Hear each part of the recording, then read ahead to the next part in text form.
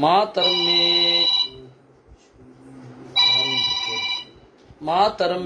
ಮಾತರಿಶ್ವನ್ನ ಪಿತರತುಲಗುರೋ ಭ್ರಾತರಿಷ್ಟಾಪ್ತಬಂಧೋ ಸ್ವಾಮಿನ್ನ ಸರ್ವಾಂತರಾತ್ಮನ್ನ ಜರ ಜರಯಿತರ್ಜನ್ಮ ಮೃತ್ಯಾಮಯಾನಾಂ ಗೋವಿಂದೇ ದೇಹಿ ಭಕ್ತಿಂ ಭವತಿ ಚ ಭಗವನ್ ಊರ್ಜಿತಾಂ ನಿರ್ನಿಮಿತ್ತಾಂ ನಿರ್ವ್ಯಾಜಾಂ ನಿಶ್ಚಲಾಂ ತದ್ಗುಣಗಣ ಬೃಹತೀಂ ಚಾಶ್ವತೀಮಾಶುದೇವ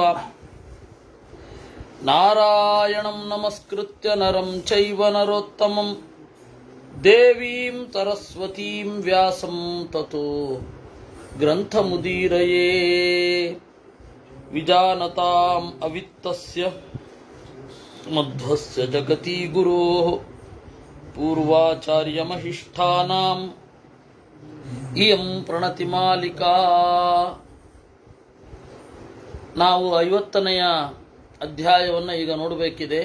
ಮತ್ಸ್ಯ ಪುರಾಣದಲ್ಲಿ ಅಜಮೀಢನಿಗೆ ನೀಲಿನಿ ಅನ್ನುವ ಹೆಂಡತಿಯಲ್ಲಿ ನೀಲ ಅನ್ನುವ ಒಬ್ಬ ರಾಜ ಹುಟ್ಟಿದ. ನೀಲನಿಗೆ ಸುಶಾಂತಿ ಅನ್ನುವ ಮಗ, ಸುಶಾಂತಿಗೆ ಪುರುಜಾನು, ಪುರುಜಾನುವಿನ ಮಗ ಪೃಥು, ಪೃಥುವಿನ ಮಗ ಭದ್ರಾಶ್ವ, ಭದ್ರಾಶ್ವನಿಗೆ ಹಲವಾರು ಜನ ಮಕ್ಕಳು. ಮುದ್ಗಲ, ಜಯ, ಬೃಹದಿಷು, ಜವೀನರ, ಕಪಿಲ ಅಂತ 5 ಜನ.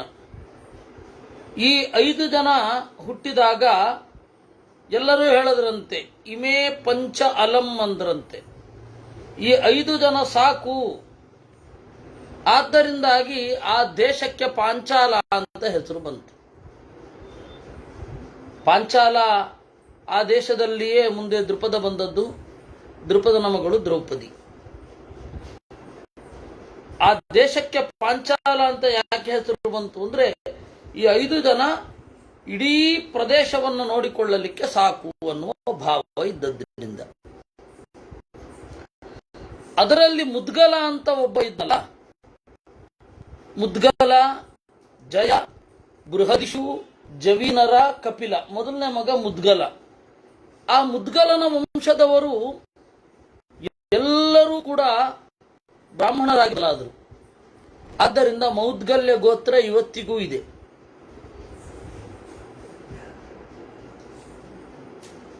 ಇವರೆಲ್ಲ ಆಂಗಿರಸರ ಪಕ್ಷವನ್ನು ಸೇರಿದರು. ಕ್ಷತ್ರೋಪೇತ ದ್ವಿಜಾತಯ, ಕ್ಷತ್ರಿಯರು ಬ್ರಾಹ್ಮಣರಾಗಿ ಬದಲಾಗಿದ್ದು. ಆಮೇಲೆ ಕಣ್ವರ ಒಂದು ಪ್ರಭಾವಕ್ಕೆ ಒಳಗಾಗಿ ಕಾಣ್ವ ಮೌದ್ಗಲ್ಯರು ಅಂತಾದರು. ಮುದ್ಗಲನ ಮಗ ಇಂದ್ರಸೇನ, ಇಂದ್ರಸೇನನ ಮಗ ವಿಂಧ್ಯಾಶ್ವ, ವಿಂಧ್ಯಾಶ್ವನಿಗೆ 2 ಅವಳಿ ಮಕ್ಕಳು, ಒಂದು ಗಂಡು ಒಂದು ಹೆಣ್ಣು. ಮೊದಲನೇವನು ದಿವೋದಾಸ, ಎರಡನೇವಳು ಅಹಲ್ಯ.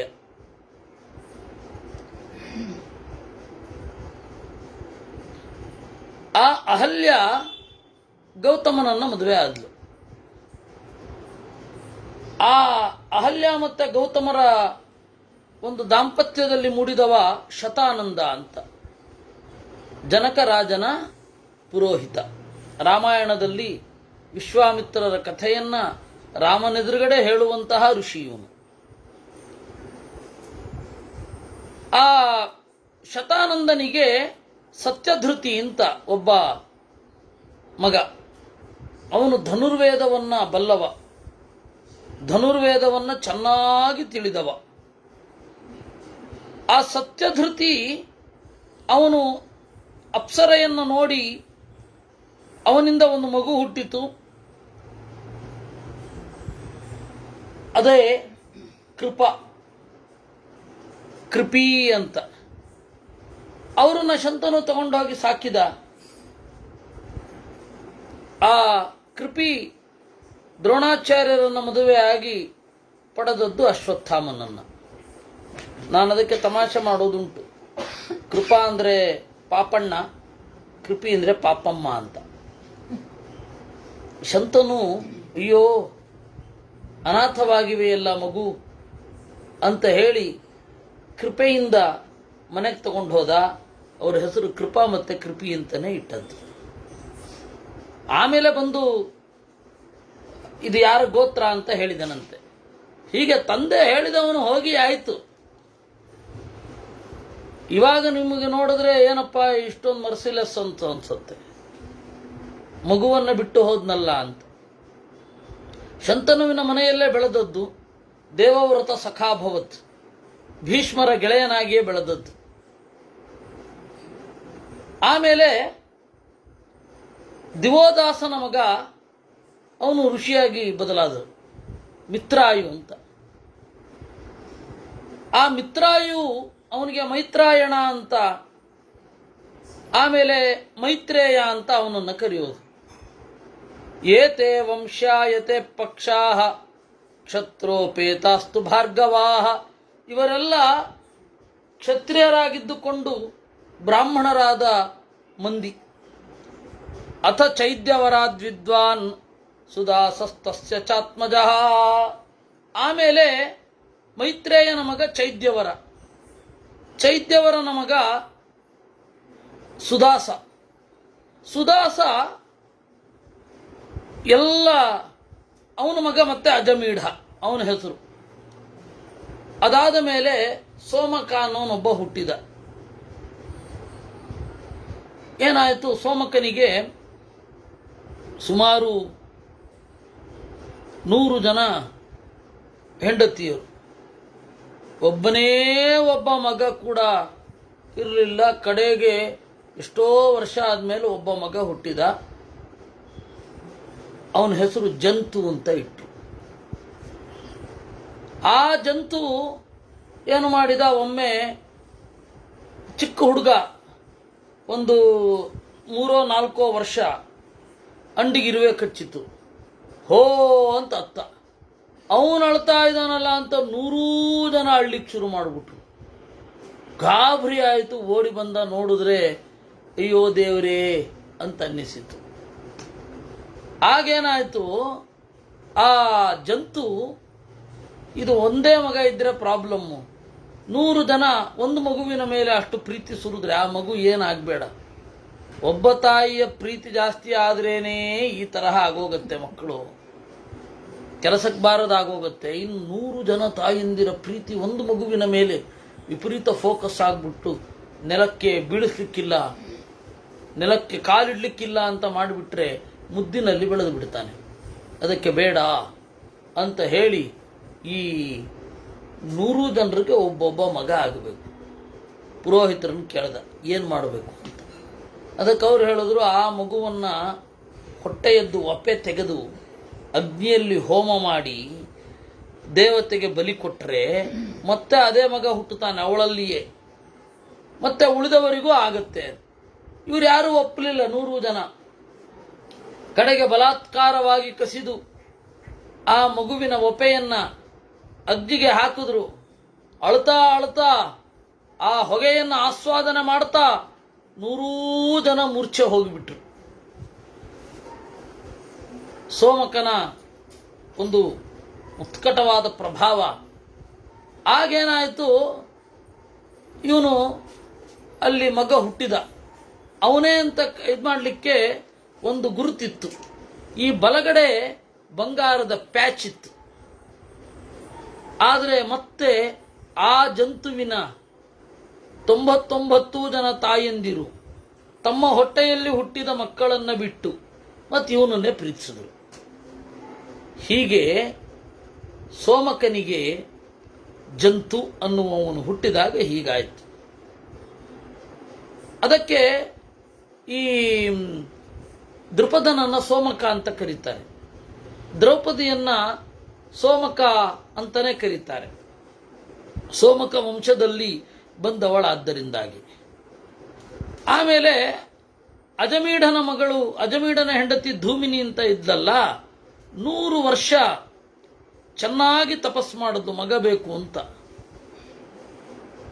ಆ ಅಜಮೀಢನಿಗೆ ಹುಟ್ಟಿದ್ದು ಋಕ್ಷ ಅಂತ ಇನ್ನೊಂದು ಪಂಗಡ, ಇದು ಬೇರೆ ಇನ್ನೊಂದು. ಆ ಅಜಮೀಢನ ಮಗ ಋಕ್ಷ, ಋಕ್ಷನ ಮಗ ಸಂವರ್ಣ, ಸಂವರ್ಣನ ಮಗ ಕುರು. ಕುರು ಚೆನ್ನಾಗಿ ಯಜ್ಞ ಮಾಡಿದ ಜಾಗವೇ ಕುರುವಿನ ಕ್ಷೇತ್ರ ಕುರುಕ್ಷೇತ್ರ. ಯಪ್ರಯಾಗಮತಿಕ್ರಮ್ಯ ಕುರುಕ್ಷೇತ್ರಮಕಲ್ಪಯತ್. ಅವನು ಎಷ್ಟು ಯಾಗ ಮಾಡಿದ ಅಂದರೆ ಆ ಜಾಗಕ್ಕೆ ಅವನ ಹೆಸರನ್ನು ಕರೀಲಿಕ್ಕೆ ಶುರು ಮಾಡಿದ್ರು. ಕೃಷ್ಯತಸ್ತು ಮಹಾರಾಜೋ ವರ್ಷಾಣಿ ಸುಬಹುನ್ಯಥಾ ಕೃಷ್ಯಮಾಣಸ್ತತಾ ಚಕ್ರಃ ಭಯಾತ್ ತಸ್ಮೈ ವರಂ ದದವು. ಇಂದ್ರ ಏನು ಮಾಡಿದ? ಅವನಿಗೆ ವರವನ್ನಿತ್ತ, ನಿನ್ನ ವಂಶ ಚೆನ್ನಾಗಿ ಬೆಳಿಲಿ, ನೀನು ಯಾಗ ಮಾಡಿದ ಜಾಗ ಮುಂದೆ ಪುಣ್ಯವಾಗಲಿ ಅಂತ. ಆದ್ದರಿಂದಾಗಿ ಕುರುಕ್ಷೇತ್ರ ಆಯಿತು. ತಸ್ಯ ಅನ್ವವಾಯಸ್ಸು ಮಹಾನ್ ಯಸ್ಯ ನಾಮ್ನಾತು ಕೌರವಾಹ. ಅವನ ವಂಶದಲ್ಲಿ ಬಂದವರೆಲ್ಲ ಕೌರವರೇ. ಆ ಕುರು ಏನಿದೆ, ಕುರು ವಂಶ, ಅದರಲ್ಲಿ ಬಂದವರೆಲ್ಲ ಕೌರವರು. ಹಾಗಾದ್ರೆ ಧರ್ಮರಾಜ ಕೌರವ ಅಲ್ವಾ? ಹೌದು, ಕೌರವ. ಆದರೆ ಯಾಕೆ ಕರೆಯಲ್ಲ? ಅಲ್ಲ, ಗೊತ್ತಾಗ್ಬೇಕಲ್ಲ. ದುರ್ಯೋಧನನೂ ಕೌರವ. ಆದರೆ ಇವತ್ತು ಕೌರವ ಅಂದರೆ ನಾವು ಕೂಡಲೇ ದುರ್ಯೋಧನನ ಸ್ಮರಣೆಯೇ ಬರೋದು. ಅವನು ಜನ ಅಲ್ವಾ? ಆದ್ದರಿಂದ ಭೀಮನ ಪರವಾಗಿ ಹೋರಾಡಿದ್ದು ಅವತ್ತು ತಮಿಳುನಾಡಿನ ಜನ. ಪಾಂಡಿಚೇರಿ, ಪಾಂಡ್ಯ ದೇಶ ಅಂತ. ತಮಿಳುನಾಡಿನವರು ಅವತ್ತು ಭೀಮನ ಪರವಾಗಿ ಅಂದರೆ ಪಾಂಡವರ ಪರವಾಗಿ ಹೋರಾಡಿದ್ದು, ಅರ್ಜುನನ ಪರವಾಗಿ. ಮಹಾಭಾರತ ಕಾಲದಲ್ಲಿ ಈ ಕರ್ನಾಟಕವನ್ನ ಕುಂತಳ ಅಂತ ಹೇಳ್ತಾ ಇದ್ರು. ಕುಂತಳ ದೇಶ ಅವತ್ತು ದುರ್ಯೋಧನನ ಪರವಾಗಿ ಹೋರಾಡಿದ್ದು. ಆಯ್ತಾ? ಅದರಿಂದಾಗಿ ದುರ್ಯೋಧನನ ಬಗ್ಗೆ ಮೆಚ್ಚುಗೆ ಇದ್ರೆ ನಮ್ಮ ಕನ್ನಡದ ಜಾನಪದ ಕವಿಗಳಿಗೆ ಏನು ಆಶ್ಚರ್ಯ ಇಲ್ಲ. ಯಾಕೆಂದ್ರೆ ದುರ್ಯೋಧನನ ಪರವಾಗಿ ಅವತ್ತು ಹೋರಾಡಿದ್ದು ನಾವು. ಈ ಕುರುವಿಗೆ ಸುಧನ್ವ ಮತ್ತೆ ಜಹನು, ಪರೀಕ್ಷಿತ್ ಅಂತ 3 ಜನ ಮಕ್ಕಳು. ಆ ಸುಧನ್ವನ ಮಗ ಚವನ ಅಂತ, ಚವನನ ಮಗ ಕೃಮಿ ಅಂತ, ಕೃಮಿಯ ಮಗ ಉಪರಿಚರ ವಸು. ಆ ಉಪರಿಚರ ವಸು ಎಷ್ಟು ಎತ್ತರದವ ಅಂದ್ರೆ ಅವನ ರಥ ಮೇಲ್ಗಡೆಯೇ ಓಡಾಡ್ತಾ ಇತ್ತು, ರಥದ ಚಕ್ರ ನೆಲಕ್ಕೆ ತಾಕ್ತಾ ಇರಲಿಲ್ಲ. ಆ ತರಹದ ಒಂದು ಮಹತ್ವ ಇತ್ತು. ಹೀಗಾಗಿ ಅವನ ಹೆಸರೇ ಉಪರಿಚರ, ಮೇಲ್ಗಡೆ ಓಡಾಡೋನು ಅಂತ. ಆ ಉಪರಿಚರನಿಗೆ ಒಬ್ಳು ಹೆಂಡತಿ ಗಿರಿಕಾ ಅಂತ. ಆ ಗಿರಿಕೆಯ ಒಂದು ಮಕ್ಕಳ ಪರಂಪರೆಯಲ್ಲಿ ಬಂದದ್ದು ಬೃಹದ್ರಥ. ಆ ಬೃಹದ್ರಥನ ಮಗ ಜರಾಸಂಧ ಮುಂದೆ ಅವನು ಬರ್ತಾನೆ. ಬೃಹದ್ರಥನ ವಂಶದಲ್ಲಿ ಅವನು ಬರ್ತಾನೆ. ಅವನು ಉಪರಿಚರ ವಸುವಿನ ವಂಶದವನು ಜರಾಸಂಧ. ವಸುವಂಶಜತ್ವಾತ್ ಅಂತಾರೆ. ಜರಾಸಂಧನ ಕ್ಯಾರೆಕ್ಟರು ಎಂತಹ ಒಳ್ಳೆ ವಂಶ. ಒಳ್ಳೆ ವಂಶದಲ್ಲಿ ಕೆಟ್ಟವನು ಬರಬಾರದು ಅಂತ ಯಾವ ನ್ಯಾಯ ಇದೆ ಹೇಳಿ? ಯಾವ ವಂಶದಲ್ಲಿ ಯಾರು ಬೇಕಾದರೂ ಬರಬಹುದು. ಇರಲಿ. ಉಪರಿಚರ ವಸುವಿಗೆ ಬೃಹದ್ರಥ ಬಂದ. ಪ್ರತ್ಯಶ್ರವ, ಕುಶ ಅಂತ ಹೇಳಿ ಮಹಾರಥ. ಆಮೇಲೆ 5ನೇ ಅವನು ಯಜು. ಹಾಗೆ ಯಜುಸ್ಸು ಆದಮೇಲೆ ಅಲ್ಲಿ ಹುಟ್ಟಿದವಳು ಕಾಳಿ ಅಂತ, ಉಪರಿಚರ ವಸುವಿನ ಮಗಳು. ಉಪರಿಚರ ವಸುವಿನ ಹೆಂಡತಿ ಏನಿದ್ದಾಳೆ, ಉಪರಿಚರ ವಸುವಿನ ಮಗಳು ಕಾಳಿ ಅಂತ. ಆ ಕಾಳಿಯೇ ಅವಳು ಕರ್ಪಿ ಅಂತ. ಕಾಳಿ ಅಂದರೆ ಕಪ್ಪಗಿರುವವಳು. ಅವಾಗ ಕಪ್ಪು ಕೀಳರಿಮೆಯ ಸಂಕೇತವೇ ಅಲ್ಲ, ಅದೇನಿದ್ರು ಈಗ ಅದೆಲ್ಲ ಈಗ ನಾವು ಮಾಡಿಕೊಂಡಿರೋದು. ಕಪ್ಪು ಅಂತ ನಮ್ಮಲ್ಲಿ ಅದೆಲ್ಲ ಏನಿಲ್ಲ. ಕೃಷ್ಣ ಕಪ್ಪೆ, ರಾಮ ಕಪ್ಪು, ಕಾಳಿ ವೇದವ್ಯಾಸರು ಕಪ್ಪು, ವೇದವ್ಯಾಸರ ತಾಯಿ ಇವಳು ಕಾಳಿ ಅಂತ. ಕಾಳಿ ಅಂದರೆ ಕರ್ಪಿ ಅಂತ, ಕಪ್ಪು ಬಣ್ಣದವಳು. ಈ ಬೃಹದ್ರಥನ ಮಗ ಕುಶಾಗ್ರ ಅಂತ. ಕುಶಾಗ್ರನ ಮಗ ವೃಷಭ, ವೃಷಭನ ಮಗ ಪುಣ್ಯವಾನ್, ಪುಣ್ಯವಂತನ ಮಗ ಮತ್ತೆ ಸತ್ಯಧೃತಿ ಅಂತ. ಅವನ ಮಗ ಮತ್ತೆ ಬೃಹದ್ರಥ. ಬೃಹದ್ರಥ ನಂಬರ್ 2, ಇಮ್ಮಡಿ ಬೃಹದ್ರಥ. ಈಗ ನೀವು ನೋಡಿದ್ರೆ ವಿದ್ಯಾಧೀಶರು ಅಂತ ಹೇಳಿ 4 ಜನ ಇದ್ದಾರೆ. ವಿದ್ಯಾಧೀಶರು ಅಂತ ಮೊದಲು ವಿದ್ಯಾಧೀಶರು ಒಬ್ರು ಸ್ವಯಂ ವೇದವ್ಯಾಸರು, ವಿದ್ಯಾಧೀಶ ಸ್ವಯಂ ಪ್ರಭು. ಅವ್ರನ್ನ ಬಿಟ್ರೆ ವಿದ್ಯಾಧೀಶರು ಉತ್ತರಾದಿ ಮಠದಲ್ಲಿ ಒಬ್ರು ಇದ್ರು, ಹಳಬರು. ಆಮೇಲೆ ವಿದ್ಯಾಧೀಶರು ಕೃಷ್ಣಾಪುರ ಮಠದವರು. ಆಮೇಲೆ ಪಲಿಮಾರ ಸ್ವಾಮಿಗಳೊಬ್ಬರು ವಿದ್ಯಾಧೀಶ ತೀರ್ಥರಿದ್ದಾರೆ. ಆಮೇಲೆ ಪರ್ತಗಾಳಿ ಮಠದವರೊಬ್ಬರು ವಿದ್ಯಾಧೀಶ ತೀರ್ಥರಿದ್ದಾರೆ. ಅದು ಒಂದೇ ಪರಂಪರೆಯಲ್ಲಿ ಬಂದರೆ ಇಮ್ಮಡಿ ಮುಮ್ಮಡಿ ಅಂತ ಬಿಡಿಸೋದು. ವಿದ್ಯಾಶ ತೀರ್ಥರು ಒಂದು 10-15 ಜನ ಇದ್ದಾರೆ. ಅದಮಾನ ಮಠದಲ್ಲಿ ಒಬ್ರು ಇದ್ದಾರೆ, ಆಯ್ತೆ. ಕೃಷ್ಣಾಪುರ ಮಠದಲ್ಲಿ ಒಬ್ರು ಇದ್ದಾರೆ, ಮತ್ತೆ ಇನ್ನು ಕೆಲವು ಮಠಗಳಲ್ಲಿದ್ದಾರೆ ವಿದ್ಯಾಶ ತೀರ್ಥರು ಅಂತ. ಹಾಗೆ ಈಗ ಭಂಡಾರಕೆರೆ ಸ್ವಾಮಿಗಳಿದ್ದಾರೆ. ಹಾಗೆ ಅದು ವಿದ್ಯಾಶ ತೀರ್ಥರು. ಹಾಗೆ ಅದೇ ರೀತಿ ಒಂದೇ ವಂಶದಲ್ಲಿ ಬಂದರೆ ಇಮ್ಮಡಿ ಮುಮ್ಮಡಿ ನಾಲ್ವಡಿ ಅಂತ. ಇಮ್ಮಡಿ ಅಂದರೆ 2ನೇ ಅವರು, ಮುಮ್ಮಡಿ ಅಂದರೆ 3ನೇ ಅವರು, ನಾಲ್ವಡಿ ಅಂತಂದರೆ 4ನೇ ಅವರು, 5ನೇ ಅವರು ಬಂದರೆ ಐವಡಿ ಅಂತ ಆಗಬೇಕು. ಆಯ್ತಾ? ಆದ್ದರಿಂದ ಇವನು ಇಮ್ಮಡಿ ಬೃಹದ್ರಥ. ಆ ಬೃಹದ್ರಥನಿಗೆ ಒಂದು ಮಗು ಹುಟ್ಟಿತು. ದ್ವೇತಸ್ಯ ಶಕಲೇ ಜಾತೆ ಜರಯಾ ಸಂಧಿತಶ್ಚ ಸಹ. 2 ತುಂಡು ಹುಟ್ಟಿತು. ಪರ್ಫೆಕ್ಟ್.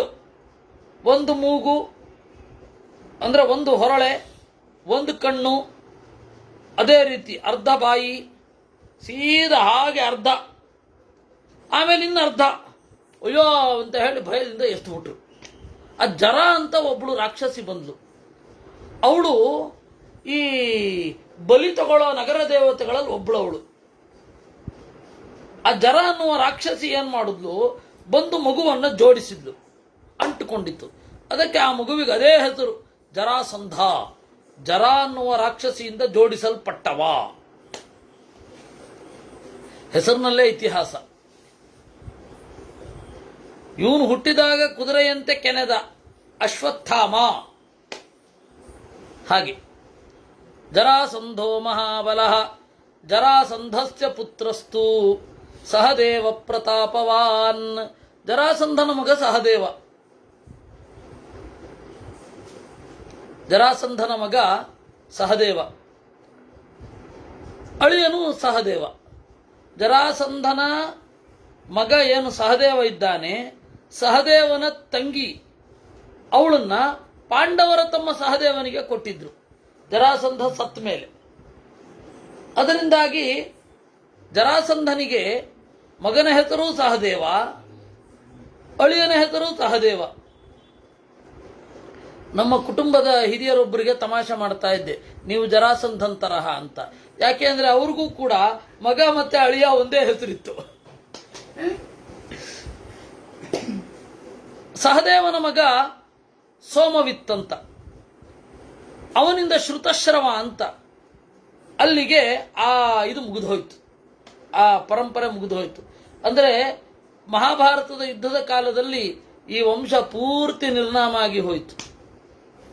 ಆ ಸಹದೇವ ಪಾಂಡವರ ಪರವಾಗಿ ಹೋರಾಡಿತು. ಇನ್ನು ಮತ್ತೆ ಹಿಂದೆ ಹೋಗಿ ಜಹನು ಅಂತ ಒಬ್ಬ ಇದ್ದ. ಆ ಜಹನುವಿನ ಮಗ ಸುರಥ, ಸುರಥನ ಮಗ ವಿದೂರಥ, ವಿದೂರಥನ ಮಗ ಸಾರ್ವಭೌಮ, ಸಾರ್ವಭೌಮನ ಮಗ ಜಯತ್ಸೇನ, ಜಯತ್ಸೇನನ ಮಗ ರುಚಿರ, ರುಚಿರನ ಮಗ ಭೌಮ, ಭೌಮನ ಮಗ ತ್ವರಿತಾಯು, ತ್ವರಿತಾಯುವಿನ ಮಗ ಅಕ್ರೋಧನ, ಅಕ್ರೋಧನನ ಮಗ ದೇವಾತಿಥಿ, ದೇವಾತಿಥಿಯ ಮಗ ದಕ್ಷ, ದಕ್ಷನ ಮಗ ಭೀಮಸೇನ, ಅವನ ಮಗ ದಿಲೀಪ, ದಿಲೀಪನ ಮಗ ಪ್ರತೀಪ, ಪ್ರತೀಪನಿಗೆ 3 ಜನ ಮಕ್ಕಳು. ಯಾರು? ದೇವಾಪಿ, ಚಂತನು, ಬಾಹ್ಲಿಕ ಅಂತ. ದಿಲೀಪ ಬೇಕಾಷ್ಟು ಜನ ಬಂದ್ಬಿಡ್ತಾರೆ, ಲೆಕ್ಕವೇ ಇಡ್ಲಿಕ್ಕಾಗದಷ್ಟು ದಿಲೀಪ ಇದ್ದಾರೆ. ಈ ದೇವಾಪಿ ಇದ್ದಾನಲ್ಲ, ದೇವಾಪಿಶ್ಚಂತನುಶ್ಚೈವ ಬಾಹ್ಲೀಕಶ್ಚೈವ ತೇ ತ್ರಯಃ ಬಾಹ್ಲೀಕಸ್ಯ ತು ದಾಯಾದಾಃ ಸಪ್ತ ಬಾಹ್ಲೀಶ್ವರ ಸ್ಮೃತಾಃ ದೇವಾಪಿಸ್ತುಶ್ಚ ಪದ್ಯಾತಃ ಪ್ರಜಾಭಿರಭವನ್ ಮುನಿಃ. ಈ ಬಾಹ್ಲೀಕನ ಮಕ್ಕಳು ಅವನು ದತ್ತಕ್ಕೆ ಹೋದ, ಅಲ್ಲಿ 7 ಜನ ಬಾಹ್ಲೀಕರಾದ್ರು, ಆಮೇಲೆ ಅವರು ಸತ್ತೋದ್ರು ಪೂರ್ತಿ. ಬಾಹ್ಲೀಕ ಅಂತಂದ್ರೆ ಇಂಡಿಯನ್ ಪಂಜಾಬ್, ಮದ್ರಾ ಅಂತಂದ್ರೆ ಪಾಕಿಸ್ತಾನದ ಪಂಜಾಬ್, ಸಿಯಾಲ್ಕೋಟ್ ಅಂತಾರಲ್ಲ ಅದು ಶಲ್ಯಕೋಟ. ಅವರು ಪಂಜಾಬದವರು ಯಾಳದು ಹೇಳ್ತಾರೆ, ಸಟಾರ್ ಅಂತಾರೆ ಅವರು ಸ್ಟಾರ್ಗೆ. ಸ್ಮರಣ್ಗೆ ಸಿಮ್ರನ್ ಅಂತಾರೆ ಅವರು. ನಾನು ಯಾವುದೋ ಸಾಬ್ರು ಹುಡುಗಿ ಅಂತ ಅನ್ಕೊಂಡ್ಬಿಟ್ಟೆ ಸಿಮ್ರನ್ ಅಂದ್ರೆ. ಆಮೇಲೆ ಅಲ್ಲ ಇದು ಏನಿರಬಹುದು ಅಂತ ನನಗೆ ಜಿಯೋಗ್ರಾಫಿಕಾ ಔಸ್ಡಮ್ ಮಹಾಭಾರತ ಅಂತೇಳಿ ಒಂದು ಪುಸ್ತಕ, ಆಮೇಲೆ India as described as Ptolemy ಅಂತ ಹೇಳಿ ಒಂದು ಪುಸ್ತಕ. ಟಾಲೆಮಿ ಅವನು ಇಲ್ಲಿಗೇನು ಬರಲಿಲ್ಲ, ಅವನ ಅಸಿಸ್ಟೆಂಟ್ಗಳನ್ನು ಕಳುಹಿಸಿ, ಅದು ಪುಸ್ತಕ ಈಗಲೂ ನೆಟ್ಟಲ್ಲಿದೆ, ಡೌನ್ಲೋಡ್ ಮಾಡ್ಕೋಬೋದು. ನಾನು ಓದ್ತಾ ಇದ್ದ ಕಾಲಕ್ಕೆ ಅದು ಅದು ಲೈಬ್ರರಿಯಲ್ಲಿ ಅದೊಂದೇ ಪುಸ್ತಕ ಇದ್ದದ್ದು. ಆಯ್ತೆ, ಸರಿ, ಮುಂದೆ ಯಾವತ್ತಾರು ಸಿಗತ್ತೆ ಅಥವಾ ಇಲ್ಲೇ ಬಂದು ಓದೋಣ ಅಂತ ಹೇಳಿ ಅಂದ್ಕೊಂಡಿದ್ದೆ, ಆದ್ರೆ ಈಗ ನೆಟ್ಟಲ್ಲಿ ಸಿಗತ್ತೆ.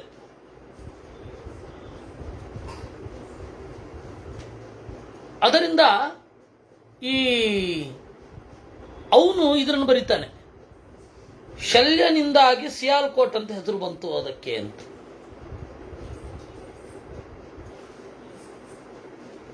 ಹಾಗೆ ಆ ಬಾಹ್ಲಿಕ ಇದ್ದಾನಲ್ಲ, ಅವನಿಗೆ ಯಾಕೆ ಬಾಹ್ಲಿಕ ಅಂತ ಹೆಸರು ಬಂತು ಅಂದ್ರೆ ಹೊರಗಡೆಯೇ ಲೀನರಾಗಿರ್ತಾರೆ ಅವರು, ಒಳಗಡೆ ಜಪ್ಪಯ್ಯ ಅಂದ್ರೂ ಇಳಿಯಲ್ಲ. ಬಾಹ್ಯೇ ಏವ ಲೀನಂ ಕಂ ಯೇಷಾಂ, ಯಾರ ಇಂದ್ರಿಯಗಳು ಹೊರಗಡೆಯೇ ರಥವಾಗಿರ್ತಾವೋ ಅವರು ಬಲ್ಲೆ ಅದೇ ಮುಗೀತು. ಅವನು ಅದನ್ನು ಬೈತಾನ ಅವನು, ಕಾರಣ ಒಂದು ಒಳಗಡೆ ಇಳಿಯೋ ಯೋಗ್ಯತೆ ಇಲ್ಲ ನಿಮ್ಗಳಿಗೆ ಅಂತ. ಹೀಗೆ ಬಾಹ್ಲಿಕ ಅಲ್ಲಿ ಬಂದ್ರು, ಶಂತನು ರಾಜ ಆದ. ದೇವಾಪಿ ಯಾಕಾಗಲಿಲ್ಲ? ಆ ಕಾರಣವನ್ನು ಅವರಿಷ್ಟೇ ಹೇಳ್ತಾರೆ, ದೇವಾಪಿಸ್ತುಶ್ಚ ಪದ್ಯಾತಃ ಪ್ರಜಾಭಿರಭವನ್ ಮುನಿಃ. ಪ್ರಜೆಗಳ್ಯಾರು ಗೌರವ ಕೊಡಲಿಲ್ಲ, ಅದಕ್ಕೆ ಅವನು ದೇವಾಪಿ ರಾಜ್ಯವನ್ನ ಬಿಟ್ಟು ಹೊರಟು ಹೋದ. ಆಗ ಮುನಿಗಳು ಕೇಳಿದ್ರು, ಪ್ರಜಾಭಿಸ್ತು ಕಿಮರ್ಥಂ ವೈ ಶಪದ್ಯಾತೋ ಜನೇಶ್ವರ ಕೋ ದೋಷೋ ರಾಜಪುತ್ರಸ್ಯ ಪ್ರಜಾಭಿಸ್ಸಮುದಾಹೃತಃ. ಅಲ್ಲ, ಪ್ರಜೆಗಳು ಯಾಕೆ ಅವನನ್ನು ಅವಮಾನ ಮಾಡಿದ್ರು? ರಾಜಪುತ್ರನಿಗೆ ಯಾವ ದೋಷ ಇತ್ತು ಅದನ್ನು ಹೇಳಿ. ಕಿಲಾಸೀದ್ ರಾಜಪುತ್ರಸ್ತು ಕುಷ್ಠೀತಂ ನಾಭ್ಯಪೂಜಯನ್. ಬಹಳ ಹಿಂದೆ ಅವನಿಗೆ ಒಂದು ತೊನ್ನು ಅಂತ ಹೇಳಿ ಇವತ್ತು ಕರೀತಾರಲ್ಲ, ಆ ತೊನ್ನು ಇತ್ತು. ಕಾರ್ಯಂ ಚೈವತು ದೇವಾನಾಂ ಕ್ಷತ್ರಂ ಪ್ರತಿದ್ವಿಜೋತ್ತಮ. ಅದ್ಯಾಕೆ ಅವನಿಗೆ ಬಂತು ಅಂದ್ರೆ ಅವನು ಮುಂದೆ ಬಾಳೋದಿತ್ತು. ಶಂತನು ಸ್ತಭವದ್ರಾಜ ವಿದ್ವಾನ್ ಸವೈ ಮಹಾಭಿಷಕ್. ಶಂತನು ರಾಜ ಆದ, ಅವನು ಮಹಾಭಿಷಕ್ಕೆ ಅವನು. ಇದಂ ಚೋದ ಹರಂತ್ಯತ್ರ ಶ್ಲೋಕಂ ಪ್ರತಿ ಮಹಾಭಿಷಕ್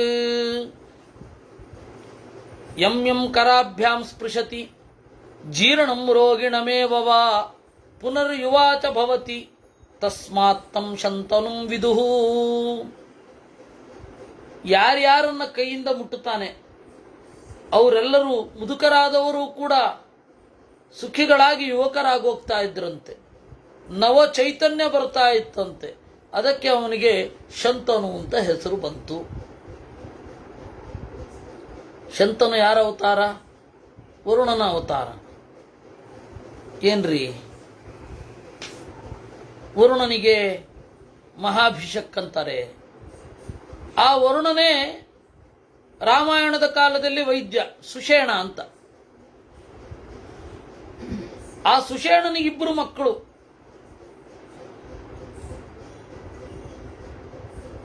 ತಾರ ಮತ್ತೆ ತಾರಾ ಅಂತ. ಸರಿ, ವೈದ್ಯ ಅಂತ ನಾವು ಹೇಳೋದು ಅಶ್ವಿ ದೇವತೆಗಳಲ್ವಾ, ಕುದುರೆಯ ಮೋರೆಯ ದೇವತೆಗಳು. ಇದೇನಿದು ವರುಣ? ಹೌದು, ನೀರಲ್ವಾ, ಎಲ್ಲಕ್ಕೂ ಕೂಡ ಮದ್ದು. ಸರ್ವಸ್ಯ ಭೇಷಜೀಹಿ ಅಂತ. ನೀರು ಎಲ್ಲಕ್ಕೂ ಮದ್ದು. ಅದರಿಂದಾಗಿ ಆ ನೀರಿನ ಅಭಿಮಾನಿ ಅವನೇ ವೈದ್ಯ ಆಗ್ತಾನೆ. ಆದರೆ ಆ ನೀರನ್ನು ಹಾಳು ಮಾಡಿ ನಾವು ಔಷಧವನ್ನು ಬೇರೆ ಕಡೆಯಿಂದ ಹುಡುಕ್ತಾ ಇದ್ದೀವಿ. ಔಟ್ಡೇಟೆಡ್ ಆಗದ, ಎಕ್ಸ್ಪೈರಿ ಡೇಟ್ ಇರದ ಒಂದು ನೀರನ್ನು ಬಾಟ್ಲಲ್ಲಿ ಬಂಧಿಸಿ ಆ ಬಾಟ್ಲು ಕೆಟ್ಟು ಅದಕ್ಕೆ ಎಕ್ಸ್ಪೈರಿ ಡೇಟ್ ಅಂತ ಹೇಳುವಂತಹ ಪ್ರಾಣಿಗಳು ನಾವು. ಆದರೆ ನೀರು ಏನಿದೆ ಅದು ಸಹಜವಾದ ಔಷಧಿ. ಅದರಿಂದ ನೀರಿನ ಒಡೆಯ ವೈದ್ಯರಾಜ ಮಹಾಭಿಷಕ್. ಅವನ ಶಕ್ತಿ ಎಷ್ಟಿತ್ತು ಅಂದರೆ, ಶಂತನು ಹೀಗೆ ಮೈ ಮುಟ್ಟಿದ್ರಾಯ್ತು. ಎಂ ಕರಾಭ್ಯಾಂ ಸ್ಪೃಶತಿ ಜೀರ್ಣಂ ರೋಗಿಣಮೇವಚ. ಮುದುಕನನ್ನೋ ರೋಗಿಯನ್ನೋ ಮುಟ್ಟಿದ್ರೆ ಸಾಕು, ಪುನರ್ಯುವಾಚ ಭವತಿ, ಯುವಕನಾಗೋಗ್ತಾ ಇದ್ದ ಅವನು. ಅದರಿಂದಾಗಿ ತಸ್ಮಾತ್ತಂ ಶಂತನುಂ ವಿದುಹು, ಅದಕ್ಕೆ ಅವನನ್ನು ಶಂತನು ಅಂತ ಕರೀತಾ ಇದ್ರು. ತತ್ತಸ್ಯ ಶಂತನುತ್ವಂ ಹಿ ಪ್ರಜಾಭಿರಿಹ ಕೀರ್ತ್ಯತೆ, ಅದಕ್ಕೆ ಅವನನ್ನು ಶಂತನು ಅಂತ ಇದ್ರು. ತಥೋ ವೃಣುತ ಭಾರ್ಯಾರ್ಥಂ ಶಂತನುರ್ಜಾಹ್ನವೀ ನೃಪ. ಅಂತಹ ಶಂತನು ಗಂಗೆಯನ್ನು ಆರಿಸಿಕೊಂಡ. ಏನು ಆರಿಸಿಕೊಳ್ಳೋದೇನು? ದೇವಾಪಿ ಇದು ಇವನು ಹೇಳಿದ್ನಂತೆ, ಪ್ರತೀಪ. ನೋಡು ಮಗ, ನಾನು ಗಂಗೆಯ ತಡದಲ್ಲಿ ಕೂತಾಗ ಒಬ್ಬಳು ಹಾಗೇ ಎದ್ದು ಬಂದ್ಲು. ಅವಳನ್ನ ದೇವತೆ ಅಂತಲ್ಲದೆ ಬೇರೆ ಹೇಳಲಿಕ್ಕಾಗೋದೇ ಇಲ್ಲ. ಆ ಥರದ ದೇಹ ಸಿರಿ ಮತ್ತು ಲಕ್ಷಣಗಳಿಂದ ಕೂಡಿದವಳು ಸೀದಾ ಬಂದು ಬಲತೊಡೆಯಲ್ಲಿ ಕುಳಿತಳು. ಮದುವೆ ಆಗಬೇಕು ಅಂದ್ಲು. ನಾನು ಹೇಳಿದೆ, ಎಡತೊಡೆ ಅಂತನ್ನೋದು ಹೆಂಡತಿ ಕೊಡಬೇಕಾದದ್ದು, ಬಲತೊಡೆಯಲ್ಲಿ ಮಕ್ಕಳು ಮತ್ತು ಸೊಸೆ, ಹೆಣ್ಣು ಮಗಳು ಮತ್ತು ಸೊಸೆ ಕೂಡಬೇಕಾದ ಜಾಗ ಬಲತೊಡೆ. ಎಡತೊಡೆಯಲ್ಲಿ ಹೆಂಡತಿ ಕೂಡಬೇಕಾದದ್ದು. ಆದರೆ ನೀನೇನು ಬಲತೊಡೆಯಲ್ಲಿ ಕೂತು ನನ್ನನ್ನು ಕೇಳ್ತಾ ಇದೆಯಲ್ಲ, ನಾನು ನಿನ್ನ ಬಯಕೆಯನ್ನು ಈಡೇರಿಸಲಿಕ್ಕಾಗಲ್ಲ ಅಂದೆ. ಅದಕ್ಕೆ ಅವಳು ಹೇಳಿದ್ಲು, ಸರಿ, ಶಂತನುವನ್ನ, ನಿನಗೆ 3 ಜನ ಮಕ್ಕಳು ಹುಟ್ಟುತ್ತಾರೆ, ಶಂತನುವಿಗೆ ಹೇಳು ನಾನು ಅವನ ಜೊತೆಗಿರ್ತೇನೆ ಅಂತ. ಅವನು ಕಾದ. 3 ಜನ ಮಕ್ಕಳು ಹುಟ್ಟಿದ್ರು. ಅಲ್ಲಿ ಕಡೆಯವನಿಗೆ ಶಂತನು ಅಂತ ಹೆಸರು ಬಂತು. ಓಹೋ, ಅವಳು ಹೇಳಿದ್ದು ಕರೆಕ್ಟು ಅಂತ ಶಂತನುವಿಗೆ ಹೇಳಿದ. ಅಲ್ಲೊಬ್ಬಳು ಇದ್ದಾಳೆ, ನಿನಗೆ ಕಾಣಿಸಿಕೊಳ್ತಾಳೆ, ಅವಳ ಬಯಕೆಯನ್ನು ಈಡೇರಿಸಬೇಕು. ಇಷ್ಟು ಆಜ್ಞೆ ಮಾಡಿದ ಮೇಲೆ ಇದನ್ನೇ ಹೇಳಿದ್ದು, ಆರಿಸಿಕೊಂಡದ್ದು ಅಂತ. ತಸ್ಯಾಂ ದೇವವ್ರತಂ ನಾಮ ಕುಮಾರಂ ಜನಯದ್ವಿಭು. ಆಮೇಲೆ ಅವಳಲ್ಲಿ ಹುಟ್ಟಿದ ಒಬ್ಬ ಮಗ ದೇವವ್ರತ. ಬೇರೆ ಕಥೆಯನ್ನೆಲ್ಲ ಹೇಳಲ್ಲ, ಮತ್ಸ್ಯಪುರಾಣದಲ್ಲಿ ಅದು ಮುಖ್ಯ ಅಲ್ಲ. ವಂಶವನ್ನ ಮುಂದುವರಿಸ್ಕೊಂಡು ಹೋಗ್ತಾರೆ, ಹೇಳ್ಕೊಂಡು ಹೋಗ್ತಾರೆ. ಅಷ್ಟೊತ್ತಿಗೆ ಕಾಳಿಯು ಇವನನ್ನೇ ಮದುವೆ ಆದ್ಲು. ಕಾಳಿ ಅಂದ್ರೆ ಸತ್ಯವತಿ ಅಂತ ಕರೀತಾರೆ. ಅಲ್ಲಿ ಹುಟ್ಟಿದವ ವಿಚಿತ್ರ ವೀರ್ಯ.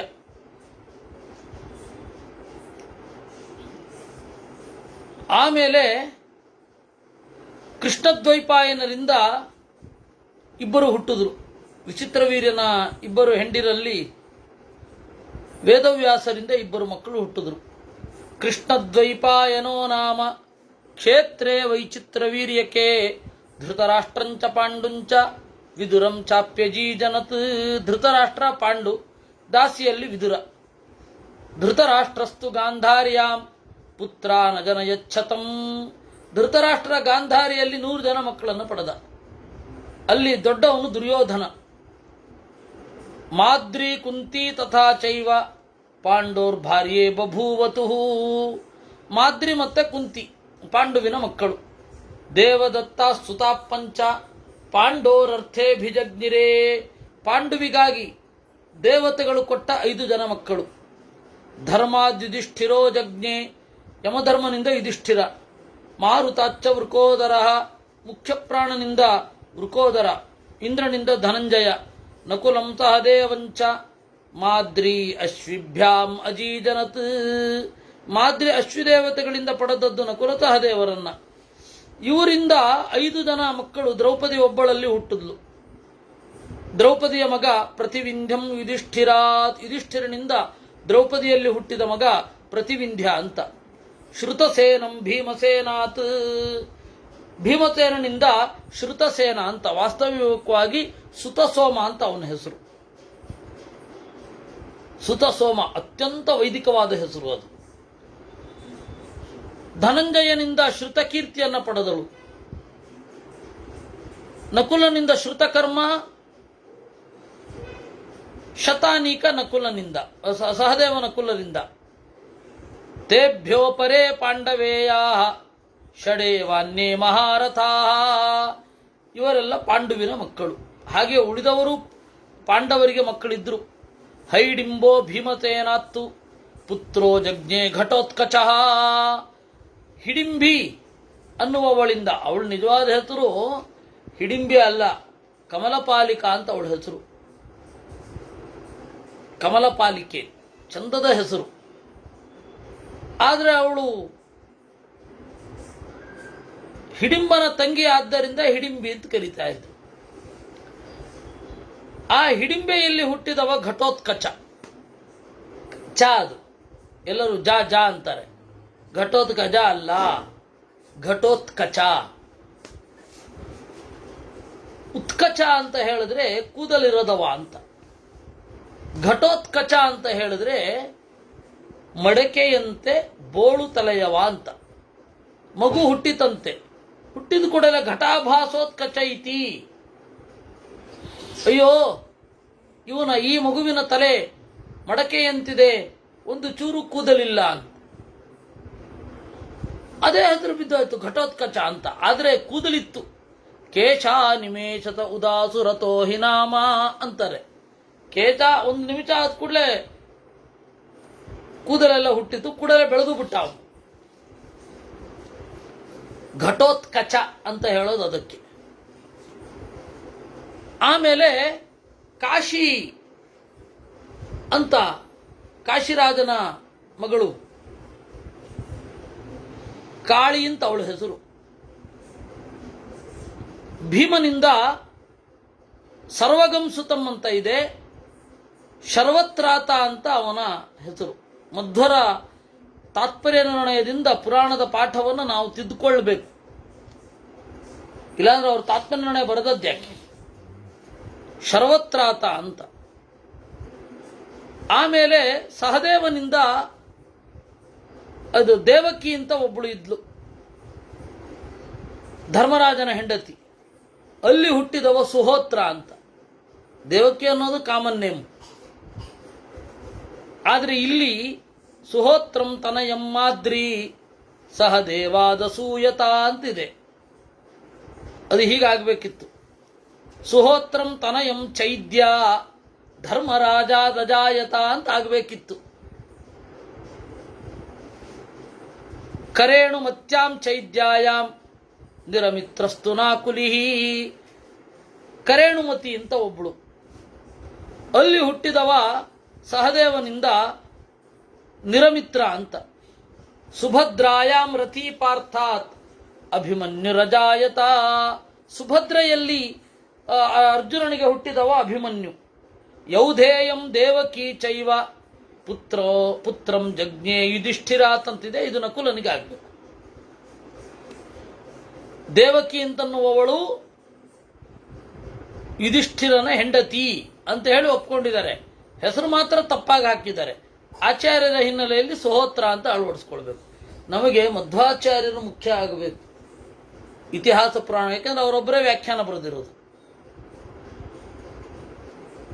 ಅಭಿಮನ್ಯೋ ಪರೀಕ್ಷಿತ್ತು ಪುತ್ರ ಪರಪುರಂಜಯ. ಅಭಿಮನ್ಯುವಿನ ಮಗ ಪರೀಕ್ಷಿತ್, ಪರೀಕ್ಷಿತನ ಮಗ ಜನಮೇಜಯ. ಜನಮೇಜಯ ಅವನೇನು ಮಾಡಿದ, ಅವನು ವೈಶಂಪಾಯನರನ್ನು ಆಶ್ರಯಿಸಿದ. ಅಲ್ಲಿ ಏನೋ ಒಂದು ಸ್ವಲ್ಪ ದರ್ಪದಿಂದ ನಡೆದುಕೊಂಡ. ಆಗ ವೈಶಂಪಾಯನರೇ ಶಾಪ ಕೊಟ್ಟರು ಅವನಿಗೆ. ಕ್ಷತ್ರಸ್ಯ ವಿಜಯಂ ಜ್ಞಾತ್ವಾ ತತ ಪ್ರಭೃತಿ ಸರ್ವಚಃ ಅಭಿಗಮ್ಯ ಸ್ಥಿತಾಶ್ಚೈವ ನೃಪಂಚ ಜನಮೇಜಯಂ. ನಿನ್ನ ಕಾಲದಲ್ಲಿ ಯಾಗ ಮಾಡಿಸುವವರು ಕಡೆಯಾಗ್ತಾರೆ. ಅಂದರೆ ಅವನೇ ಲಾಸ್ಟ್ ಅಶ್ವಮೇಧವನ್ನು ಮಾಡಿದವ. ಮತ್ತಿನ್ಯಾವ ರಾಜರು ಅಶ್ವಮೇಧವನ್ನು ಮಾಡಲಿಲ್ಲ. ಎಂಥದೇ ದೊಡ್ಡ ದೊಡ್ಡ ಡೈನಾಸ್ಟಿಗಳು ಬಂದು ಹೋದವು, ಜನಮೇಜಯನೇ ಕಡೆ ಯಾಗ ಮಾಡಿದ್ರಲ್ಲಿ. ಅಶ್ವಮೇಧ ಮೊದಲಾದ ಯಾಗವನ್ನು ಮಾಡಿದ್ರಲ್ಲಿ ಕಡೆಯವ ಜನಮೇಜಯ. ತತ ಪ್ರಭೃತಿ ಶಾಪೇನ ಕ್ಷತ್ರಿಯಸ್ಯ ತು ಯಾಜಿನಃ ಉತ್ಸನ್ನ ಯಾಜಿನೋ ಯಜ್ಞೆ ತತ ಪ್ರಭೃತಿ ಸರ್ವಚಃ. ಅದರಿಂದ ಸಣ್ಣ ಸಣ್ಣ ಮಟ್ಟದಲ್ಲಿ ಯಾಗ ಆಗ್ತಾ ಇತ್ತೇ ವಿನಃ ದೊಡ್ಡ ಮಟ್ಟದಲ್ಲಿ ಯಾಗ ಆಗಲಿಲ್ಲ. ಅವನು ಕಡೆಯಲ್ಲಿ 2 ಬಾರಿ ಅಶ್ವಮೇಧ ಯಾಗವನ್ನು ಮಾಡಿದ್ದಂತೆ. ಕಾಡಿಗೆ ಹೋದ. ಜನಮೇಜಯನ ಮಗ ಶತಾನೀಕ. ಆಮೇಲೆ ದೇವರಲ್ಲಿ ವಿಶೇಷ ಪ್ರಾರ್ಥನೆ ಮಾಡಿ, ನನ್ನ ಮಟ್ಟಿಗೆ ಕೊನೆಯಾಗಬೇಕು ಈ ಶಾಪ.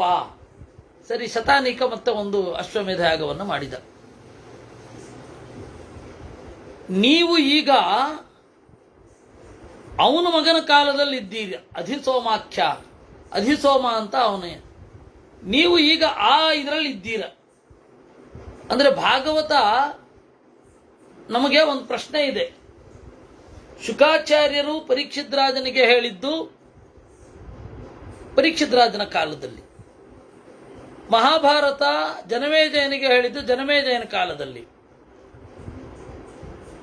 ಶೌನಕರು ಸೂತನಿಂದ ಕೇಳಿದ್ದು ಯಾವ ಕಾಲದಲ್ಲಿ. ಮತ್ಸ್ಯ ಪುರಾಣದಲ್ಲಿ ಉತ್ತರ ಸಿಗತ್ತೆ ನಿಮಗೆ. ಜನಮೇಜಯನ ಮೊಮ್ಮಗ ಅಧಿಸೋಮ ಅಂತ ಇದ್ದ. ಯಾಕೆಂದ್ರೆ ಜನಮೇಜಯನ ಮಗ ಶತಾನೀಕ, ಶತಾನೀಕನ ಮಗ ಅಧಿಸೋಮ. ಅಧಿಸೋಮನ ಕಾಲದಲ್ಲಿ ಶೌನಕರು ಹಾಗೂ ಸೂತ ಪುರಾಣಿಕರು ಕೇಳಿದ್ದು. ಈ ಅಂಶ ನಿಮಗೆ ಮತ್ಸ್ಯ ಪುರಾಣದಲ್ಲಿ ಬಿಟ್ಟರೆ ಬೇರೆ ಯಾವ ಪುರಾಣದಲ್ಲೂ ಸಿಗಲ್ಲ. ಎಲ್ಲ ಪುರಾಣ ಯಾಕೆ ಓದಬೇಕು ಅಂದರೆ ಈ ಥರದ್ದು ಯಾವುದೋ ಒಂದು ಅಂಶ ಇರುತ್ತೆ. ಎಲ್ಲ ಸ್ವಲ್ಪ ಕೇಳದ ಹಾಗಿರುತ್ತೆ, ಕೇಳದ ಅಂಶವೂ ಜೊತೆಗಿರುತ್ತೆ. ಭವಿಷ್ಯಂ ತ್ರೋತುಮಿಚ್ಛಾಮಃ ಪ್ರಜಾನಾಂ ಲೋಮಹರ್ಚಣೆ. ಆಗ ಮುನಿಗಳು ಕೇಳಿದ್ರು, ಸೂತ ಪುರಾಣಿಕರೇ, ಭವಿಷ್ಯತ್ತನ್ನು ಕೇಳಬೇಕು ಅಂತ ಇದ್ದೇವೆ, ದಯವಿಟ್ಟು ಹೇಳಿ ಅಂತ. ಆಗ ಅವರು ಹೇಳಿದ್ರು, ಯಥಾ ಮೇ ಕೀರ್ತಿತಂ ಪೂರ್ವಂ ವ್ಯಾಸೇನ ಕ್ಲಿಷ್ಟಕರ್ಮಣ ಭಾವ್ಯಂ ಕಲಿಯುಗಂ ಚೈವ ತಥಾ ಮನ್ವಂತರಾಣಿ ಚ. ನೋಡಪ್ಪ, ವೇದವ್ಯಾಸರು ಹೇಳಿದಂತೆ ಹೇಳ್ತಾ ಇದ್ದೇನೆ. ಮುಂದೆ ಬರುವುದನ್ನು ಕಲಿಯುಗ ಅಂತ ಕರೀತಾರೆ. ಅಲ್ಲಿ ಎಲ್ಲ ದೊಡ್ಡ ದೊಡ್ಡ ರಾಜರ ವಂಶ ಎಲ್ಲ ನಾಶ ಆಗೋಗುತ್ತೆ. ಆಮೇಲೆ ಪಾರಸಿಕರು, ಹೊರಗಡೆ ಓಡಾಡುವವರು, ಭಾರತದ ಹೊರಗಡೆ ಇರುವವರು ರಾಜ ಆಗ್ತಾರೆ.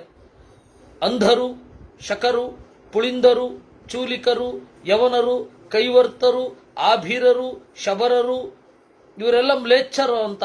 ಮ್ಲೇಚ್ಛರು ಅಂತ ಹೇಳಿದ್ರೆ ಅಸ್ಪಷ್ಟವಾಗಿ ಮಾತನಾಡುವವರು, ಅವರೆಲ್ಲ ರಾಜರಾಗಿ ಹೋಗ್ತಾರೆ. ತಸ್ಯಾನ್ವವಾಯೇ ವಕ್ಷ್ಯಾಮಿ ಭವಿಷ್ಯೇ ಕಥಿತಾನ್ ನೃಪಾನ್. ಈಗ ಮುಂದೆ ಅಧಿಸೋಮ ಅಂತನ್ನುವವರು, ನಮ್ಮ ಕಾಲದಲ್ಲಿ ನಾವೀಗ ಪಾಂಡವರ ವಂಶದವನಾಗಿ ಅಧಿಸೋಮ ಇದ್ದಾನೆ, ಮುಂದೆ ಏನಾಗತ್ತೆ ಅಂತ ಹೇಳ್ತಾ ಇದ್ದೇನೆ. ಅಧಿಸೋಮನ ಮಗ ಏನು ಭೂರಿ ಅಂತ ಇದ್ದಾನೆ, ಅವನು ಕೌಶಾಂಬಿಯಲ್ಲಿ ವಾಸ ಮಾಡ್ತಾನೆ. ಭೂರಿಯ ದೊಡ್ಡ ಮಗ ಚಿತ್ರರಥನ ಮಗ ಶುಚಿದ್ರವನ ಮಗ ವೃಷ್ಣಿಮಂತನ ಮಗ ಸುಷೇಣ, ಆ ಸುಷೇಣದಿಂದ ಸುನೀತನಿಂದ ನೃಚಕ್ಷುವಿನ ಮಗ ಸುಖೀವಲನ ಮಗ ಪರಿಷ್ಣವನ ಮಗ ಸುತಪನ ಮಗ ಮೇಧಾವಿಯ ಮಗ ಪುರಂಜಯನ ಮಗ ಉರ್ವನ ಮಗ ತಿಗ್ಮಾತ್ಮನ ಮಗ ಎಗೈನ್ ಬೃಹದ್ರಥ, ಅವನ ಮಗ ವಸುಧಾಮನ ಮಗ ಶತಾನೀಕನ ಮಗ ಉದಯನನ ಮಗ ವಹೀನರನ ಮಗ ದಂಡಪಾಣಿಯ ಮಗ ನಿರಮಿತ್ರನ ಮಗ ಕ್ಷೇಮಕನಿಗೆ ಕೊನೆಗೊಳ್ಳುತ್ತೆ. ಪಾಂಡವರ ವಂಶ ಕೊನೆಗೊಳ್ಳೋದು ಕ್ಷೇಮಕನಿಂದ. ಮತ್ತೆ ಮುಂದಿನ ಕೃತಯುಗಕ್ಕೆ ದೇವಾಪಿ ಇದ್ದಾನಲ್ಲ, ಅವನು ಬಂದು ಮುಂದುವರಿಸ್ತಾನೆ. ನಾವೀಗ ಹೇಳಿ ಈ ಡೇಟಿನ ಲೆಕ್ಕದಲ್ಲಿ ಬೇರೆ ತರಹ ನಾವು ಭಾರತದ ಇತಿಹಾಸವನ್ನು ಡಿಸ್ಕ್ರೈಬ್ ಮಾಡ್ಲಿಕ್ಕಾಗತ್ತಾ? ಆಗಲ್ಲ. ಅತ್ರಾನುವಂಶ ಶ್ಲೋಕೋಯಂ ಗೀತೋ ವಿಪ್ರೈ ಪುರಾತನೈ. ಹಿರಿಯರು ಈ ರೀತಿ ಹೇಳ್ತಾರೆ. ಏನಂತ? ಬ್ರಹ್ಮಕ್ಷತ್ರಸ್ಯ ಯೋ ಯೋನಿಃ ವಂಶೋ ದೇವರ್ಷಿ ಸತ್ಕೃತಃ ಕ್ಷೇಮಕಂ ಪ್ರಾಪ್ಯ ರಾಜಾನಂ ಸಂಸ್ಥಾಸ್ಯತಿ ಕಲೌ ಯುಗೇ. ಈ ಕೌರವರ ವಂಶ ಏನಿದೆ ಇದು ಬ್ರಹ್ಮಕ್ಷತ್ರ. ಏಕಕಾಲಕ್ಕೆ ಬ್ರಾಹ್ಮಣರು ಹೌದು, ಕ್ಷತ್ರಿಯರು ಹೌದು. ಬ್ರಾಹ್ಮಣರು ಅಂದ್ರೇನು? ಜ್ಞಾನಿಗಳು. ಆ ಥರದ ರಾಜರು ಆಗಿ ಹೋದರು, ಇನ್ನು ಮತ್ತೆ ಆಗಲ್ಲ. ರಾಜರ್ಷಿ ಅಂತನ್ನುವ ಒಂದು ನಮ್ಮ ದೇಶದ ರಾಜರ್ಷಿ ಅಂತನ್ನುವ ಇದನ್ನು ಯಾವಾಗ ಕಾಣ್ತೇವೆ? ಮತ್ತೆ ಮುಂದೆ ಕೃತಯುಗ ಬರಬೇಕಷ್ಟೆ, ಈಗಂತೂ ಆಗಲ್ಲ. ಆ ಬ್ರಹ್ಮಕ್ಷತ್ರನ ವಂಶ ಕೊನೆಗೊಳ್ಳೋದಲ್ಲಿ ಅಂದ್ರೆ ಕ್ಷೇಮಕನೊಂದಿಗೆ ಕೊನೆಗೊಳ್ಳುತ್ತೆ. ತೇ ಕ್ಷೇಮಕಾಂತಾಹ ಅಂತ ಹೇಳಿ ಮಹಾಭಾರತ ತಾತ್ಪರ್ಯ ನಿರ್ಣಯದ ಮಾತು. ಪಾಪ ಯಾರೋ ಒಬ್ರು ಕ್ಷೇಮಕಾಂತ ಅಂತ ಆ ರಾಜನ ಹೆಸರು ಅಂತ. ಕ್ಷೇಮಕಾಂತ ಅಲ್ಲ, ಕ್ಷೇಮಕನೇ ಅಂತ ಕೊನೆಯಾಗಿ ಇರುವ ರಾಜ ಅಂತ. ಇತ್ಯೇತ ಪೌರವೋ ವಂಶೋ ಯಥಾವಧಿಹ ಕೀರ್ತಿತಃ. ಈ ರೀತಿ ನಾವು ಪೂರ್ವಿನ ವಂಶವನ್ನು ಹೇಳಿದ್ದೇವೆ. ಅರ್ಜುನನ ವಂಶ ಅಂತನ್ನುವಲ್ಲಿಗೆ ಮತ್ಸ್ಯಪುರಾಣದಲ್ಲಿ 50ನೆಯ ಅಧ್ಯಾಯ. ಯೇ ಪೂಜ್ಯಾಸ್ಯುರ್ದ್ವಿಜಾತೀನಾಂ ಅಜ್ಞಯಸ್ಸೂತ ಸರ್ವದಾ ತಾನಿದಾನೀಂ ಸಮಾಚಕ್ಷ್ವ ತದ್ವಂಶಂ ಚಾನುಪೂರ್ವಚಃ. ಇನ್ನು ದ್ವಿಜಾತೀನಾಂ ಬ್ರಾಹ್ಮಣರ ಅಗ್ನಿಗಳು, ಬ್ರಾಹ್ಮಣರು ಪೂಜಿಸಬೇಕಾದ ಅಗ್ನಿಗಳು, ಅದ್ರ ಬಗ್ಗೆ ಹೇಳಿ ಅಂತಂದ್ರು ಋಷಿಗಳು. ಆಗ ಸೂತ ಹೇಳ್ತಾನೆ, ಸ್ವಯಂಭುವ ಮನ್ವಂತರದಲ್ಲಿ ಈ ಅಗ್ನಿಗಳ ಒಡೆಯ ಒಬ್ಬ ಇದ್ದ, ಅವನ ಹೆಸರು ಅಗ್ನಿ ಅಂತಾನೆ. ಬ್ರಹ್ಮದೇವರ ಮಾನಸ ಪುತ್ರ ಅಗ್ನಿ. ಆ ಅಗ್ನಿಯ ಹೆಂಡತಿ ಸ್ವಾಹ. ಆ ಅಗ್ನಿಯ ಮಕ್ಕಳು, ಪ್ರಧಾನ ಅಗ್ನಿಯ ಮಕ್ಕಳು 3 ಜನ: ಶುಚಿ, ಪಾವಕ, ಪವಮಾನ ಅಂತ. ಪಾವಕಂ ಪವಮಾನಂಚ ಶುಚಿರಗ್ನಿಶ್ಚಯ ಸ್ಮೃತಃ. ಶುಚಿ, ಪಾವಕ, ಪವಮಾನ ಈ 3 ಜನ ಯಾರು ಅಂತಂದ್ರೆ ರುಕ್ಮಿಣಿಯ ತಂದೆ ಭೀಷ್ಮಕ, ಆಮೇಲೆ ಅವನಿಬ್ಬರು ತಮ್ಮಂದಿರು. ಶುಚಿ, ಪಾವಕ, ಪವಮಾನರ ಒಂದು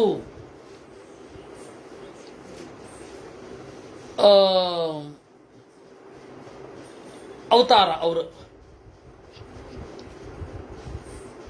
ನಿರ್ಮಥ್ಯ ಪವಮಾನೋಗ್ನಿರ್ವೈದ್ಯುತ ಪಾವಕಾತ್ಮಜ. ಈ ಪವಮಾನನನ್ನು ನಿರ್ಮಥ್ಯ, ಕಡಿದು ತೆಗೆಯಬೇಕಾದ ಅಗ್ನಿ ಅಂತಾರೆ. ಪಾವಕನ ಮಗನ ಹೆಸರು ವೈದ್ಯುತ ಅಂತ. ಆಮೇಲೆ ಸೌರ ಅಂತ ಕರೀತಾರೆ. ಪವಮಾನಾತ್ಮಜೋ ಯಜ್ಞಿ ಹವ್ಯವಾಹ ಸ ಉಚ್ಯತೆ. ಪವಮಾನ ಅನ್ನುವ ಅಗ್ನಿಯ ಮಗ ಹವ್ಯವಾಹ ಅಂತ. ಪಾವಕನ ಮಗ ಸಹರಕ್ಷ. ಈ ದೇವತೆಗಳಲ್ಲಿ ಹವ್ಯವಾಹ ಅಗ್ನಿ ಇದ್ದಾನಲ್ಲ, ಅವನು ಬ್ರಹ್ಮದೇವರ ಮೊದಲ ಮಗ.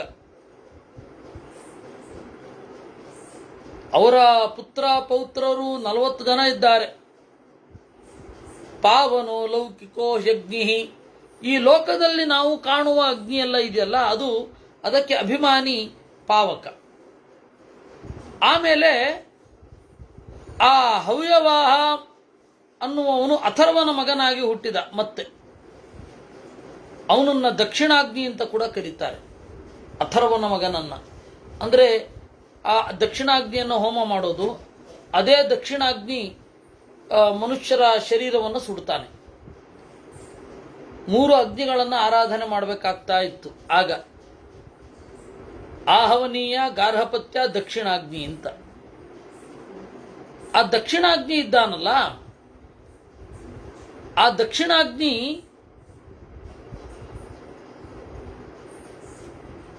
ಅದರಿಂದಲೇ ಶವದಾಹ. ಅದಕ್ಕಾಗಿ ಅವನು ಮಂತ್ರವನ್ನು ಹೇಳಬೇಕು. ಕ್ರವ್ಯಾದಮಗ್ನಿಂ ಪ್ರಹಿಣೋಮಿ ದೂರಾಂ ಅಂತ. ನಮ್ಮ ಅಪ್ಪನ ಮಾಂಸವನ್ನ ತಿಂದ ಅಗ್ನಿಯನ್ನ ದೂರಕ್ಕೆ ಕಳುಹಿಸಿ ಮತ್ತೆ ನನ್ನಲ್ಲಿ ಹುಟ್ಟುವಂತೆ ನೋಡ್ಕೊಳ್ತೇನೆ ಅಂತ ಅದು ಮಂತ್ರ ಉಂಟು. ಅದಕ್ಕೆ ಹೋಮ ಮಾಡುವಾಗ ಅಗ್ನಿ ಮೊಟ್ಟ ಮೊದಲ ಬಾರಿ ನಮ್ಮಲ್ಲಿ ಮತ್ತೆ ಹುಟ್ಟಿದ ಅಂತ ಹೇಳಿ ಅವನಿಗೆ ಷೋಡಶ ಸಂಸ್ಕಾರಗಳನ್ನು ಮಾಡ್ತೇವೆ.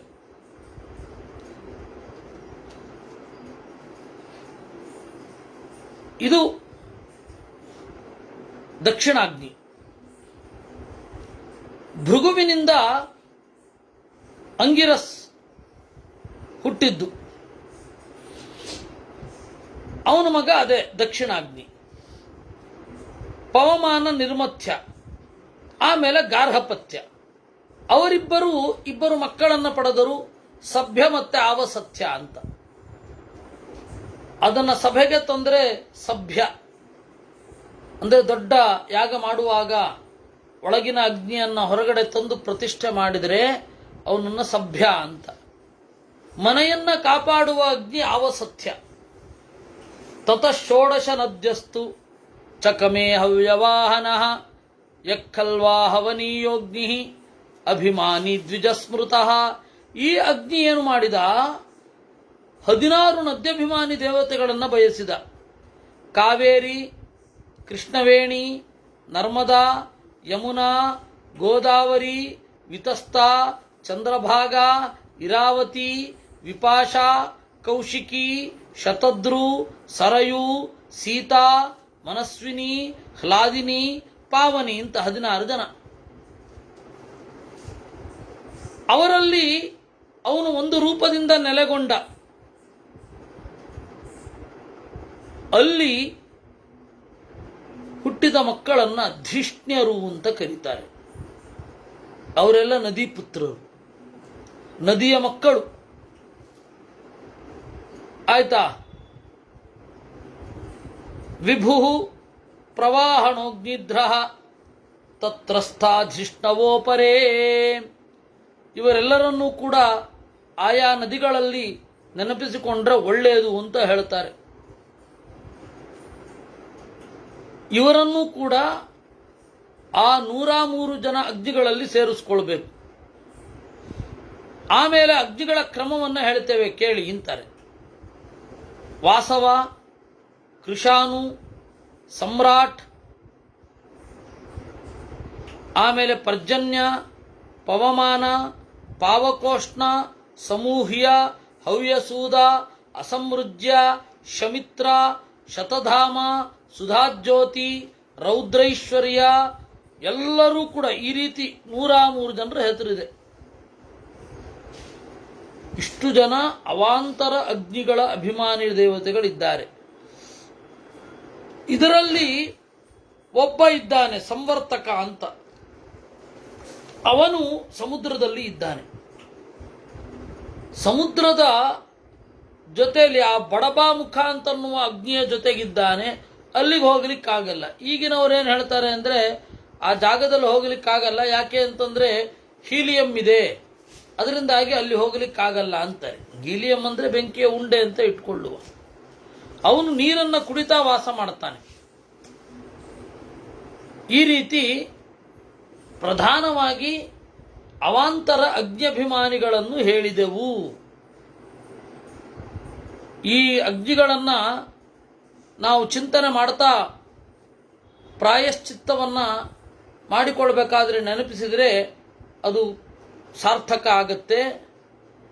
ಸಮತೀತೇತು ಸರ್ಗೇ ವೈ ತೇಯಾಮೈ ಸುರೋತ್ತಮೈ, ಯಾಮರು ಅಂತ ಹೇಳಿ ಎಲ್ಲ ಬರುತ್ತಲ್ಲ, ಸ್ವಯಂಭೂ ಮನ್ವಂತರ ಮೊದಲಾದವುಗಳಲ್ಲಿ ಅವರೆಲ್ಲ ಮನುವಿನ ಮಕ್ಕಳಾಗಿಯೂ ಬರ್ತಾರೆ. ಮೊದಲನೆಯ ಮನ್ವಂತರದಲ್ಲಿ ಸ್ವಾರೋಚಿಷಾದಿಷು ಜ್ಞೇಯಾ ಸವರ್ಣಾಂತೇಶು ಸಪ್ತಸು, ಕೆಲವರು ಸ್ವಾರೋಚಿಷ ಮನ್ವಂತರದಲ್ಲಿ ಬರ್ತಾರೆ. ಹೀಗೆ ಎಲ್ಲ ಮನ್ವಂತರಗಳಲ್ಲಿಯೂ ಕೂಡ ಬೇರೆ ಬೇರೆ ರೂಪಗಳನ್ನು, ಬೇರೆ ಬೇರೆ ಪ್ರಯೋಜನವನ್ನು ಇಟ್ಟುಕೊಂಡು ಈ ಅಗ್ನಿಗಳು ಬರ್ತಾರೆ. ಇತ್ಯೇಷ ಪ್ರಚಯೋಗ್ನೀನಾಂ ಮಯಾ ಪ್ರೋಕ್ತೋ ಯಥಾಕ್ರಮಂ. ಈ ರೀತಿ ನಾನು ಸಂಕ್ಷಿಪ್ತವಾಗಿ ಅಗ್ನಿಗಳ ವಂಶವನ್ನು ಹೇಳಿದ್ದೇನೆ, ಇನ್ನೇನು ಕೇಳಲಿಕ್ಕೆ ಬಯಸ್ತೀರಾ ಅಂತ ಹೇಳಿ ಕೇಳಿದ್ರು ಅನ್ನುವಲ್ಲಿಗೆ 51ನೇ ಅಧ್ಯಾಯ ಆಯಿತು. ಆಮೇಲೆ ಋಷಿಗಳು ಕೇಳಿದ್ರು, ಅಲ್ಲ ಮತ್ಸ್ಯರೂಪಿ ಪರಮಾತ್ಮ ಧರ್ಮಾಧರ್ಮದ ಬಗ್ಗೆ ಹೇಳಿದ್ನಲ್ಲ, ಅದನ್ನ ಕೇಳಬೇಕು ಅಂತ ಬಯಸ್ತೇವೆ ಅಂತ. ಅದನ್ನ ನಾಳೆ ನೋಡೋಣ. ಕೃಷ್ಣಾರ್ಪಣಮಸ್ತು.